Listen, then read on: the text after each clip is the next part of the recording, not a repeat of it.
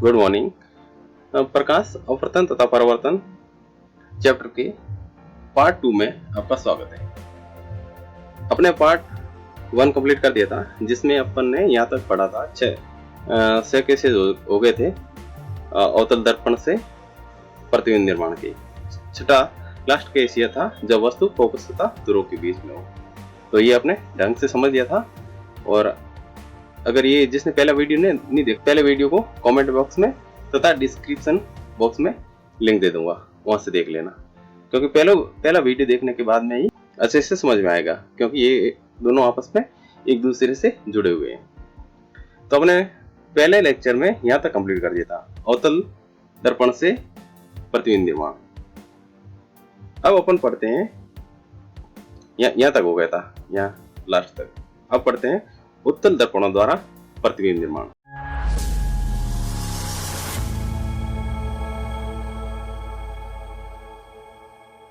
तो इसमें अवतल दर्पण में तो 6 केस थे। उत्तल दर्पण द्वारा प्रतिबिंब निर्माण के 2 केस। केस पहला देते हैं जब बिंब यानी वस्तु, बिंब का मतलब वस्तु होती है, अनंत पर रखी हो। अनंत कहाँ होता है, मतलब बहुत दूर। तो सबसे पहले क्या करना, सबसे पहले उत्तल दर्पण बात आई तो उत्तल दर्पण बना दो। उत्तल दर्पण कैसे बनता है, बाहरी सतह में क्या होता है, उभरी हुई होती है, अंदर से क्या होता है, उसमें पॉलिश की हुई होती है। उसके बाद में क्या करना है, ध्रुवीय नाम दे दिया। अब देखो ये जो दर्पण है, दर्पण अगर इसको आगे बढ़ाएंगे तो ये गोलक का रूप किस ओर बढ़ेगा, दाईं ओर बढ़ेगा। तो इसके बीच में अब देखो फोकस केंद्र यहाँ होगा और फोकस केंद्र आगे क्या होगा, वक्रता केंद्र होगा। तो फोकस बिंदु से आगे वक्रता केंद्र होगा। अब ये बना लिया, इसके बाद ध्रुवीय नाम दे दिया और उसके बाद ये मुख्य अक्ष खींच दिया। ये खींचने के बाद अब जो कंडीशन दी है वो अप्लाई करना है। क्या कंडीशन क्या है, जब बिंब यानी वस्तु अनंत पर हो, अनंत पर हो तो उसमें क्या करना है, मुख्य अक्ष ये वाली है ना नीचे वाली, इसके समांतर रेखा खींच दो। और मुख्य अक्ष के समांतर जो भी रेखा आती है वो कहां से गुजरती है, फोकस बिंदु F से। तो फोकस बिंदु F से गुजार दो। अब डॉटेड, क्योंकि डॉटेड इसलिए की क्योंकि अपने जो पॉलिश वाली लाइन ना इस और रेखा खींच रहे हैं, और कोई भी किरण अगर पॉलिश वाली रेखा साइड से जाएगी तो वो हमेशा किससे, डॉटेड रेखा से जाएगी और आभासी प्रतिबिंब बनाएगी। तो देखो ये वाला लाए और जो भी रेखा मुख्य अक्ष के समांतर आएगी वो हमेशा कहां से जाएगी, फोकस बिंदु से जाएगी, फोकस बिंदु से गुजरती। इसी प्रकार नीचे से देखो अनंत से आ रही किरण मुख्य अक्ष के समांतर आई, और जो भी किरण मुख्य अक्ष के समांतर आएगी वो कहां से जाएगी, फोकस बिंदु F से जाएगी। अब जहां पर मिलती है वहां पर क्या बन जाता है, प्रतिबिंब निर्माण बन जाता है। तो यहाँ पर प्रतिबिंब का निर्माण हो गया। अब जैसे यहाँ आई ना, तो अब ये वाली रेखा जैसे पहले तो ये मिला देना, इसके बाद में ये वाली वापस इसका परावर्तित किरण निकाल देना। और परावर्तित किरण क्या होगी, सीधी लाइन से जाएगी। सीधी लाइन से क्यों जाएगी, क्योंकि ये परावर्तक पृष्ठ के और है, और ये डॉटेड लाइन से इसलिए क्योंकि ये अपने पॉलिश की ओर है। तो प्रतिबिंब कहाँ बना, प्रतिबिंब बना है मुख्य फोकस पर।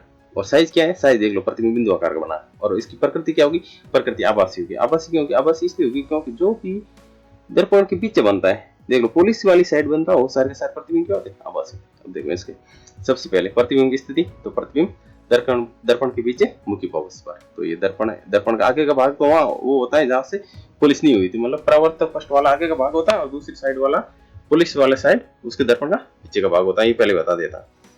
प्रतिबिंब का आकार क्या है, बहुत छोटा है, बिंदु आकार का, देख लो ये बिंदु आकार का। तीसरा केस क्या है, प्रतिबिंब की प्रकृति। प्रकृति क्या है, आभासी तथा सीधा पर प्रतिबिंब बनना है, जैसे वस्तु आ रही वैसे ही प्रतिबिंब बनना है। तो इसके 3 केस हो गए, 3 नंबर के होते हैं हमेशा, पहला नंबर, दूसरा नंबर, तीसरा नंबर। ये तब बना पाओगे जब इन सारी की सारी डायग्राम बनाना आएगा। डायग्राम बनाने के बाद ही इसका आंसर दे पाओगे।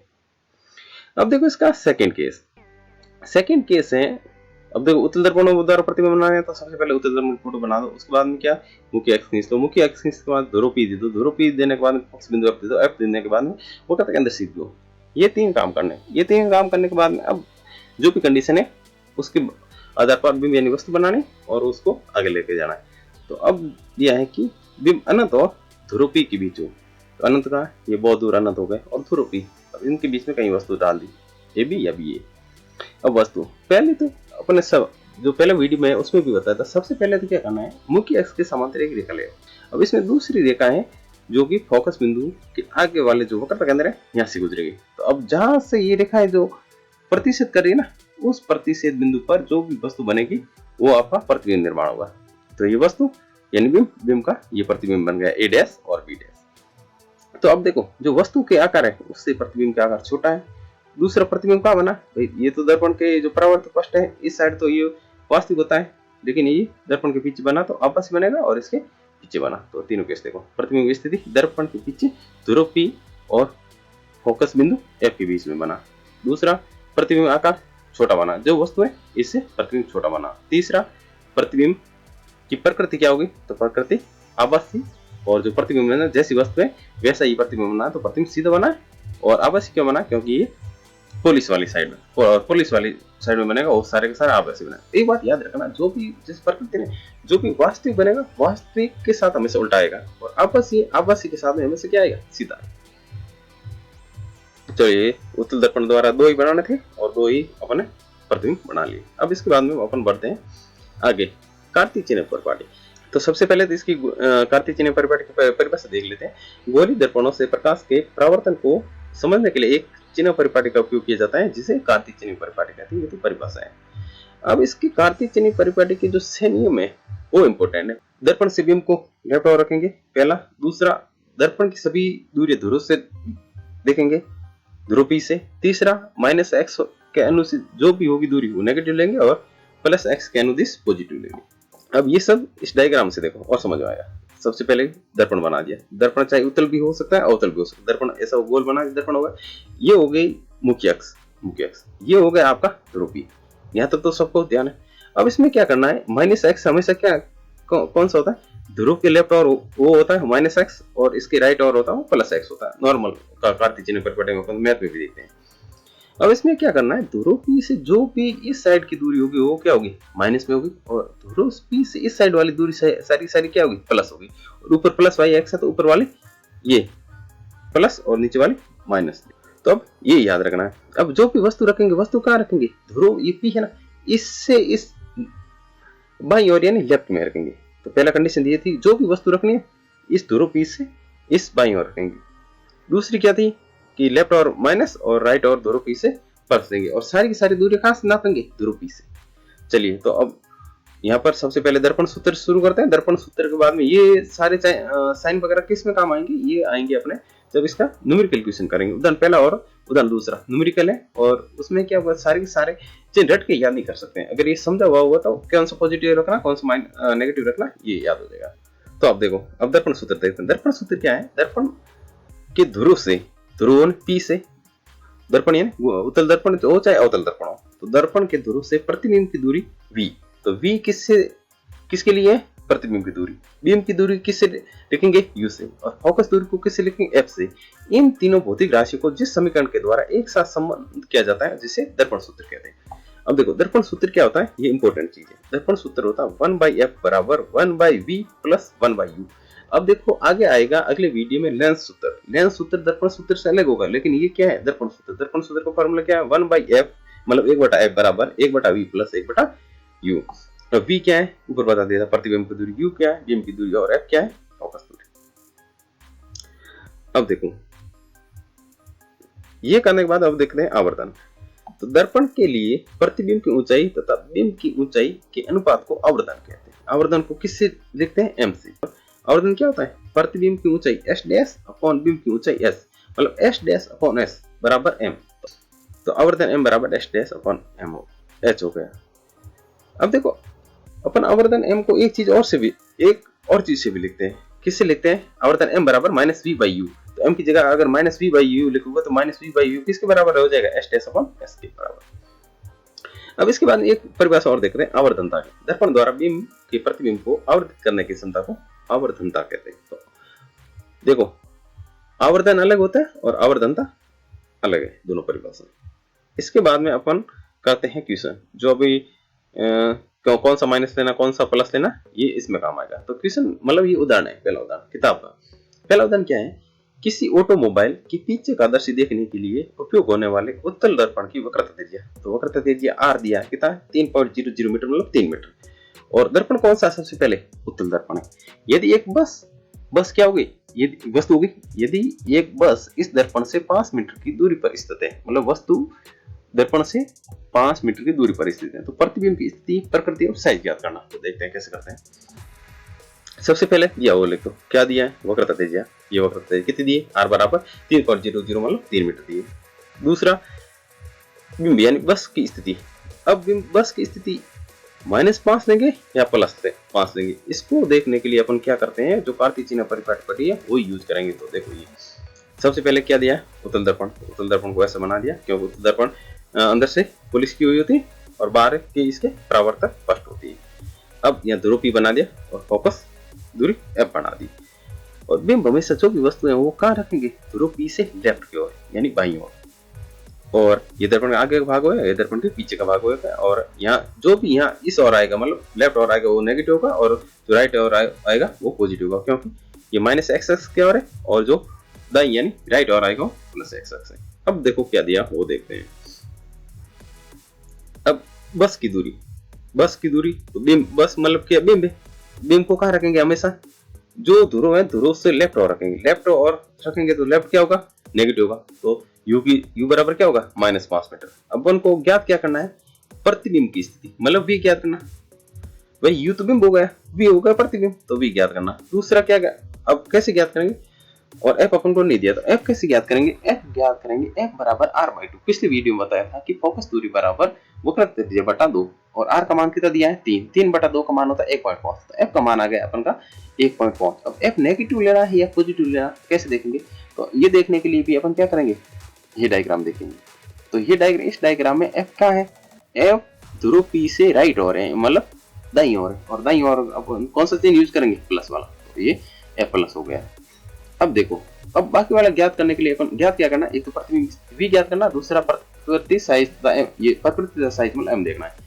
तो सबसे पहले अपन दर्पण सूत्र का यूज करेंगे, और दर्पण सूत्र क्या था, 1/f बराबर 1/v प्लस 1/u। अब f का मान क्या है, a की जगह 1 लिख दिया, भाग की जगह भाग लिख दिया, और f की जगह 1.5 लिख दिया, बराबर 1/v की जगह 1/v, क्योंकि v तो ज्ञात करना है, प्लस की जगह प्लस, 1/1 की जगह 1 और बटा की जगह बटा। अब u का मान कितना था, -5, माइनस लिख दिया। अब प्लस गुना माइनस क्या होता है, माइनस होता है।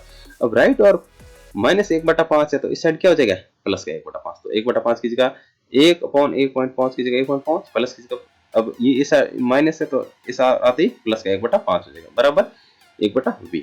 अब देखो, अब आप 1.5 और 5 का लसअप नहीं ले सकते हो, ले सकते हो लेकिन टफ होगा, तो क्या करो, 10 का गुणा और 10 को भाग कर दो, 1 गुणा 10 कितना होगा, 10 हो जाएगा। 1.5 गुणा 10 क्या होगा, गुणा 10 का मतलब क्या था, पॉइंट राइट और खिसक जाएगा, तो 1.5 का 15 हो जाएगा, 10/15 हो जाएगा, यहाँ प्लस की जगह प्लस, और 1/5 को भी क्या 10 से ऊपर नीचे गुणा कर दो, तो क्या होगा, देखो 1 गुणा 10 10, और 5 गुणा 10 50, अब बराबर 1/v। अब 15 और 50 का लस कितना आया, 150, 150 में 15 का भाग दिया, कितनी बार गया, 10 बार। अब ऊपर वाला 10 तो गुणा किससे करेंगे, जितनी बार भाग गया 10 से कर दिया, प्लस की जगह प्लस। अब देखो 150 में 50 का भाग दिया, कितनी बार गया, 3, तो अब 10 को गुणा कैसे करेंगे, 3 से, बराबर 1/v। अब देखो 10 गुणा 10 100, प्लस की जगह प्लस, और 10 गुणा 3 30, तो 100 प्लस 30 130, बटे में 150 बराबर 1/v। तो अब 1/v का मान आ गया 130/150।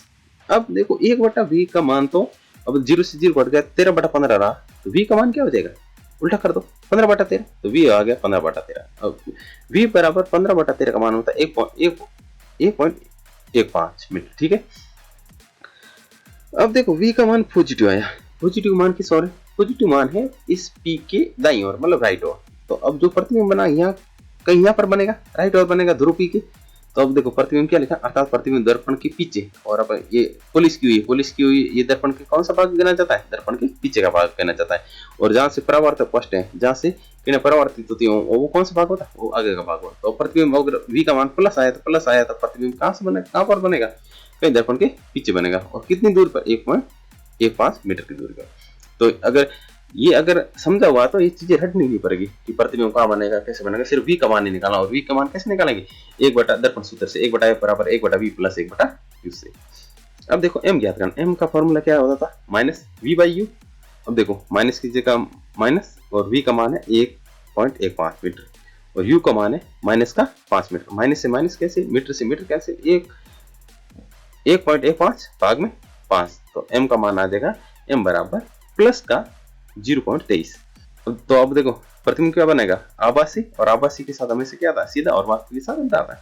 और इसमें साइज में क्या होगा, बिंब से छोटा होगा, क्योंकि आया है 0.23, कितना छोटा होगा, 0.23 गुना छोटा होगा। तो अपन ये दोनों ही केस मतलब दोनों ही क्वेश्चन, एक क्वेश्चन में 2 भाग थे, दोनों ही सॉल्व करती है। पहले v का मान निकाले, V का मान निकाल दिया, प्रतिबिंब स्थिति आ गई, और फिर M का मान निकाल दिया, प्रतिबिंब कैसा मानना है। तो इन सबको निकालने में अपनी हेल्प कौन करेगा, तो चिन्ह परिपाटी अपनी हेल्प करेगा, क्योंकि इससे अपन डायग्राम बना देंगे। डायग्राम बनाने के बाद में अपन को पता चल जाएगा कि किसको नेगेटिव लेना है और किसको पॉजिटिव लेना है, और क्यों, और वस्तु को कहाँ रखना है पता ही अपन को, ध्रुव लेफ्ट और बाईं ओर रखना है। चलिए, तो ये क्वेश्चन अपना हो गया।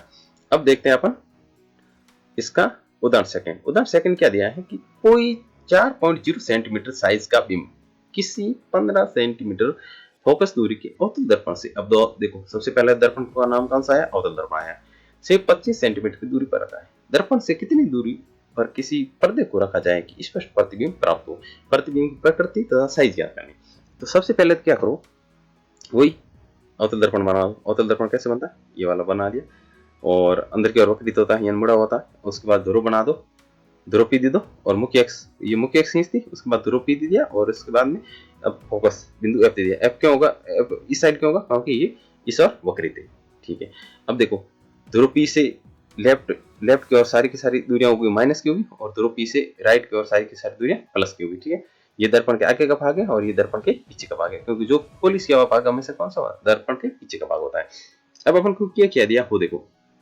अब देखो इसने दिया है कि कोई 4.0 सेंटीमीटर साइज का बिंब, तो बिंब की साइज हमेशा क्या होती है, h होती है, और प्रतिबिंब की साइज क्या होती है, h डैश होती है। तो सबसे पहले दिया है बिंब की साइज h बराबर 4 सेंटीमीटर। दूसरा क्या दिया है, फोकस दूरी कितनी है, 15 सेंटीमीटर। और फोकस दूरी हमेशा नहीं, फोकस दूरी इसमें किस ओर है, तो फोकस दूरी ध्रुव से लेफ्ट ओर, और लेफ्ट ओर इसमें क्या कौन सा साइन लेंगे, नेगेटिव। तो f का मान क्या आएगा, तो f बराबर आएगा -15 सेंटीमीटर, ये आ गया। उसके बाद और चीज क्या दिया है कि फोकस दूरी के अवतल दर्पण से 25 सेंटीमीटर की दूरी पर रखा है, किसमें, किसी बिंब को।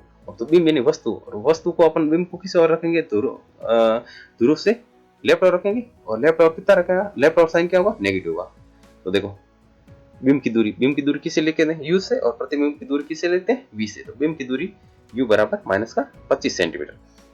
अब अपन को ज्ञात क्या करना, प्रतिबिंब की दूरी v ज्ञात करना, दूसरा प्रतिबिंब की ऊंचाई h डैश ज्ञात करना, क्योंकि बिंब की ऊंचाई s होती है और प्रतिबिंब की ऊंचाई h डैश होती है। प्रतिबिंब की प्रकृति मतलब m ज्ञात करना, ये चीज की तीन चीजें ज्ञात करना। तो सबसे पहले v को ज्ञात करने के लिए अपन किसका यूज करेंगे, दर्पण सूत्र का यूज करेंगे, क्योंकि अपन f पता है, u पता है, तो v निकाल देंगे। देखो दर्पण सूत्र क्या होता है, दर्पण सूत्र होता है 1/f बराबर 1/v प्लस 1/u। अपन को क्या ज्ञात करना, v ज्ञात करना। तो अब u को अपन दूसरी ओर लेके जाए, और अगर u 1/u प्लस है तो इस साइड क्या हो जाएगा, माइनस का, तो 1/f माइनस 1/u बराबर प्लस का 1/v। अब f का मान रख दो इनमें, 1/f का जगह -15। अब ये माइनस वाला, ये माइनस की जगह ये माइनस, एक की जगह एक, बाकी जगह भाग, और u का मान कितना है, -25 बराबर 1/v। अब ये माइनस गुणा माइनस क्या हो जाएगा, माइनस गुणा, कोष्टक का मतलब गुणा होता है, तो माइनस गुणा माइनस प्लस, तो माइनस का 1/15 प्लस का 1/25 बराबर 1/v। अब लस लो 15 और 25 का कितना है, 75। 75 में किसका भाग दो, 15 कितनी बार गया, 3 बार, नहीं 75 में 15 का 5 बार, और 5, तो 5 को गुणा किससे करोगे, ऊपर वाले, -1 गुणा 5 प्लस की जगह प्लस। अब देखो 75 में भाग दो 25 का, कितनी बार गया, 3।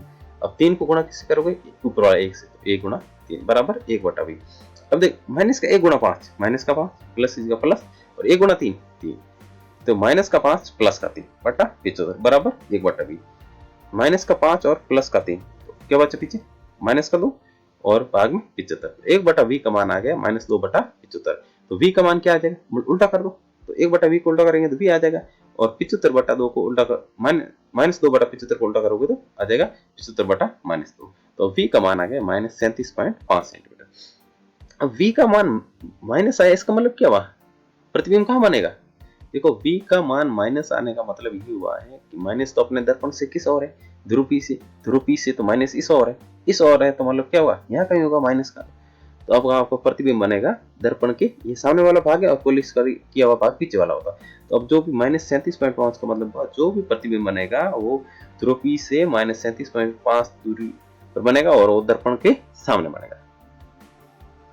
तो देखो ये देखो -37.5 अर्थात पर्दे को दर्पण के सामने 37.5 सेंटीमीटर की दूरी पर रखना चाहिए, और प्रतिबिंब क्या है, सामने तो वास्तविक है और पीछे बनता तो वापस बनता। अब ये सामने बना, और ये माइनस वाला समझ में आ गया, क्योंकि माइनस का कौन सी ध्रुव से जो भी लेफ्ट है उनको माइनस ले लेते हैं, और माइनस और परावर्तित पृष्ठ के सामने तो क्या हो गया, वास्तविक हो गया। अब करते हैं आवर्धन। आवर्तन m बराबर क्या होता है माइनस वी बाई यू, और आवर्तन ए का फॉर्मूला और था कौन सा एस डैश अपॉन एम, तो m की जगह लिख रहे हैं अपन एस डैश अपॉन एस बराबर माइनस वी बाई यू। अपन को क्या ज्ञात करना है, एस डैश ज्ञात करना है। तो भाग में h है तो इस साइड क्या हो जाएगा गुणे में h।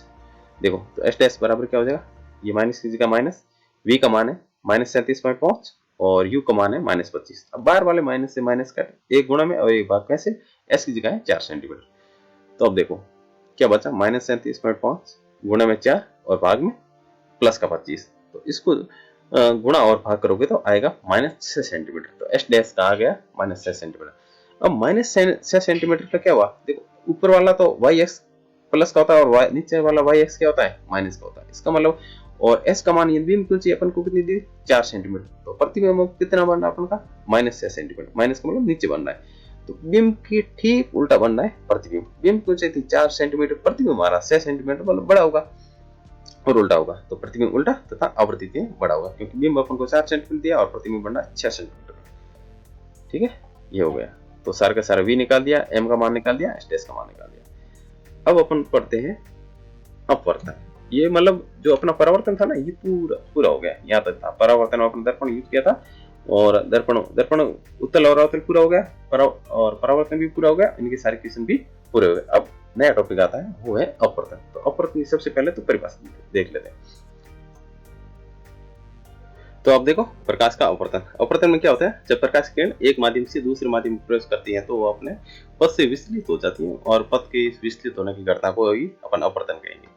तो देखो ये किरण आ रही है आपतित किरण, और ये सीधी जानी चाहिए, जबकि सीधी नहीं जाकर क्या होती है अपने पथ से विचलित हो जाती है। लेकिन इस परावर्तन और अपवर्तन में यही फर्क है। परावर्तन में क्या होता था, जो आपतित किरण आ रही थी वो परावर्तित होकर वापस उसी माध्यम में जाती थी, लेकिन अपवर्तन में क्या होता है, जो आपतित किरण आ रही है वो वहां से मुड़कर दूसरे माध्यम में भी जाती है।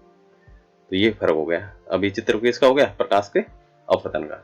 ये माध्यम पहला, ये दूसरा माध्यम, ये आपतित किरण, ये अपवर्तित किरण, और ये कौन आई कौन सा आपतित किरण के साथ वाला कोण, और आर किसके अपवर्तित किरण के साथ वाला कोण, और बीच में जो 90 डिग्री के साथ है वो वाला अभिलंब है। तो देखो अब इसके परावर्तन के भी दो नियम थे और इसी प्रकार अपवर्तन के भी दो नियम। पहला क्या, आपतित किरण, अपवर्तित किरण तथा अभिलंब तीनों एक ही तल में होते हैं। तो देखो तल कौन सा है, ये वाला तल है, इसमें भी अपवर्तित किरण है, इसमें ही आपतित किरण, और इसमें ही अपवर्तित किरण, और इसमें ही अभिलंब, तीनों एक ही तल में। उसमें भी सेम टू सेम नियम था, परावर्तन में भी पहला नियम तो सेम ही था। उसमें था कि आपतित किरण, परावर्तित किरण तथा अभिलंब तीनों एक ही तल में होते हैं, और इसमें है आपतित किरण, अपवर्तित किरण तथा अभिलंब तीनों एक तल में होते हैं। अब दूसरा नियम क्या है इसमें, कि प्रकाश के निश्चित रंगों तथा युग्मों के लिए आपतन कोण की जया साइन आई तथा अपवर्तन कोण की जया साइन आर का अनुपात क्या कहलाता है, स्थिरांक कहलाता है, जिसे स्नेल का नियम कहते हैं। तो ये पूछ सकते हैं स्नेल का नियम किसे कहते हैं, तो ये लिखना है कि प्रकाश के निश्चित रंगों तथा युग्मों के लिए आपतन कोण की जया साइन आई तथा अपवर्तन कोण की जया साइन आई आर का जो भी अनुपात होगा वो स्थिरांक कहलाता है। स्थिरांक बराबर sine i upon sine r. इस अनुपात को ही अपन किसका नियम कहते हैं, स्नेल का नियम। चलो तो अपवर्तन पढ़ लिया, इसके दो नियम पढ़ लिए, और इसका अपवर्तन का डायग्राम पढ़ लिया। अब बढ़ते हैं आगे। अब आया अपना गोलीय लेंस। तो पहले अभी तक जो भी पढ़ा वो सारा का सारा पहले अपन दर्पण के बारे में पढ़ लिया, क्या अवतल दर्पण उत्तल दर्पण। तो इसी प्रकार का लेंस भी होता है, और लेंस भी आपका दो प्रकार का होता है, अवतल लेंस और उत्तल लेंस। तो सबसे पहले इसकी परिभाषा देखते हैं। परिभाषा देखने से पहले दर्पण देखा था ना, दर्पण क्या होता है, दर्पण आपका अपारदर्शी होता है, मतलब उसमें किरण क्या होती है आर पार नहीं हो सकती थी, जो सतह पर टकराई वापस लौटती थी। लेकिन लेंस में क्या होगा, लेंस आपका सबसे बड़ी बात है लेंस और इस दर्पण में कि लेंस आपका पारदर्शी होगा, मतलब जो भी किरण आएगी वो दूसरी साइड जाएगी। तो गोली लेंस क्या होता है, दो पट्टों से घिरा हुआ पारदर्शी माध्यम जिसके दोनों या एक पृष्ठ गोल हो, उसे गोली लेंस कहते हैं। तो ये सबसे बड़ा अंतर है गोली लेंस और गोली दर्पण में। गोली दर्पण क्या था, अपारदर्शी था, जबकि गोली लेंस पारदर्शी। अब देखो गोली दर्पण भी दो प्रकार का था, इसी प्रकार गोली लेंस भी दो प्रकार के होते हैं, अवतल लेंस और उत्तल लेंस। अब सबसे पहले पढ़ते हैं अवतल लेंस। तो इस प्रकार का लेंस जो प्रकाश की किरणों को अपसारित का मतलब होता है फैलाना, तो प्रकाश की किरणों को जो फैलाता है तथा किनारों से मोटा तथा बीच में पतला हो उसे अवतल लेंस कहते हैं। ऐसा होगा अवतल लेंस आपका, किनारों से तो मोटा होगा और बीच में से क्या होगा, पतला होगा, इसे अवतल लेंस कहते हैं। ये डायग्राम किसका है, अवतल लेंस का, और ये है अवतल लेंस की परिभाषा। अब इसके बाद में अवतल लेंस के बाद में पढ़ते हैं उत्तल लेंस। तो उत्तल लेंस क्या होगा, इस प्रकार का लेंस जो प्रकाश की किरणों को एक जगह फोकसित करता, फोकसित करने को बोलते हैं अभिसारित करना, तथा किनार से ये क्या होगा, पतला और बीच में से मोटा होगा। ये एक दूसरे के उल्टा है। वो तो किरणों को अपसारित करता था, ये करता अभिसारित। वो किनारे से बड़ा था और ये किनारे से पतला, और बीच में से वो पतला था, ये बीच में से मोटा। तो ऐसा बनेगा ये डायग्राम है आपके उत्तल लेंस का। तो अवतल लेंस पढ़ लिया, उत्तल लेंस पढ़ लिया। अब आगे देखो, कुछ जैसे अपने उसमें भी पढ़ा था ना, फोकस दूरी, फोकस बिंदु, मुख्य अक्ष, ध्रुव वगैरह, तो इसमें भी सेम सारी चीजें होगी। तो सबसे पहले मुख्य अक्ष। मुख्य क्या होगा, गोली लेंस के पृष्ठ से गुजरने वाली सीधी काल्पनिक रेखा को मुख्य अक्ष कहते हैं। बीच में से जो लंबी वाली लाइन होती है ना, वो मुख्य अक्ष है। फिर है प्रकाशिक केंद्र। तो लेंस के पृष्ठ यानी जो बीच में केंद्र होता है ना, पर स्थित वह बिंदु जहां से प्रकाश की किरण सीधी निकल जाती है, प्रकाशिक केंद्र कहलाता है। मतलब इससे चाहे उत्तल लेंस हो चाहे अवतल लेंस हो, इसके बीच में जो केंद्र पर बिंदु होगा ना, वही आपका प्रकाशिक केंद्र होगा। और इसको प्रकाशिक केंद्र को किससे लिखेंगे अपन, प्रकाशिक केंद्र को O से प्रदर्शित किया जाता है। उसके बाद होता है वक्रता केंद्र। लेंस के प्रति पृष्ठ एक गोले का भाग माना गया है, जिसके केंद्रों को ही वक्रता केंद्र कहते हैं। तो वक्रता केंद्र को C1 तथा C2 से प्रदर्शित किया जाए। दो वक्रता केंद्र होगा, एक होगा पहला वक्रता केंद्र C1 और दूसरा होगा C2। अब जो पहला वक्रता केंद्र होगा ना, वो O से उसकी दूरी होगी 2f1, और दूसरा वक्रता केंद्र होगा उसकी O से यानी प्रकाशिक केंद्र से दूरी होगी 2f2। देखो वक्रता केंद्र तो C1 और C2 इसी लिखा जाएगा, लेकिन इनकी जो 2f1 और 2f2 है, ये इनके बीच की दूरियां हैं। अब है द्वारक। लेंसों की वर्ताकार सीमा रेखा का प्रभावी व्यास द्वारक कहलाता है, ये परिभाषा। अब देखो जो अभी तक जो अपन पढ़े थे ना, उसके सारे ये सबसे पहले चित्र किसका है, ये चित्र है उत्तल लेंस का। उसके बाद में जो ये बड़ी वाली लाइन है, ये क्या कहलाती है, ये कहलाती है मुख्य अक्ष। तो सबसे पहले लेंस का डायग्राम, फिर मुख्य अक्ष हो गया, फिर इसमें जो बीच का जो O लिखा हुआ ना, ये आपका कहलाएगा प्रकाशिक केंद्र, ये हो गया आपका प्रकाशिक केंद्र। फिर ये हो गया फोकस बिंदु F2, और ये हो गया F1 मुख्य फोकस या फोकस बिंदु, ये हो गया F1 और F2। अब C2 क्या है, C2 है आपका वक्रता केंद्र। ये C1 वक्रता केंद्र और C2 ही वक्रता केंद्र। अब जो बीच की दूरी, ये दूरी लिखी है ना भाई, O से F1 के बीच की दूरी होगी F1, लेकिन F1 से F2 के बीच की भी दूरी क्या है, F1। F1 प्लस F1, तो C1 तक दूरी कितनी हुई, 2F1। ठीक इसी प्रकार इसके बीच की दूरी क्या हुई, 2F2। O से F2 के बीच की दूरी F2, और वापस F2 से C2 के बीच की दूरी F2। तो ओवरऑल दूरी F2 प्लस F2 कितनी हुई, 2F2। तो वक्रता केंद्र तो C1 और C2 ही है, लेकिन इनके बीच की दूरी लिखी 2F1 और ये 2F2। ये चित्र किसका है, उत्तल लेंस का। अब देखते हैं इसी प्रकार अवतल लेंस में भी।